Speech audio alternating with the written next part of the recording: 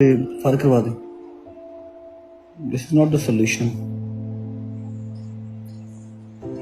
मेरे पास अल्हम्दुलिल्लाह 5 जगहों के वीज़े हैं। दुबई का है, सऊदीया का है, लंदन का है, बाकू का है, थाईलैंड का है, एक और लंदन के वीज़े पे तो मुझे पता नहीं और कितनी कंट्रीज ई वीज़ा है, टर्की शर्की ऐसे बगैर वीज़े के जा सकता हूँ।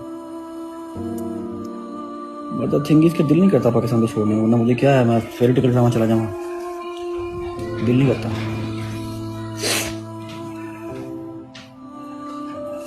दिल ना बड़ा ऐसे ऐसे रहता है, ऐसे ऐसे। जितना चीज़ों को इजी रख के खुश रहने की कोशिश करते हैं, उतना ही कोई ना कोई तंगी, कोई ना कोई मसलियत जो है वो गले पड़ी होती है। कुछ नहीं मिलता तो दीनी साइड से फंसा देंगे। 2-2 साल पुरानियां शामा कढ़ के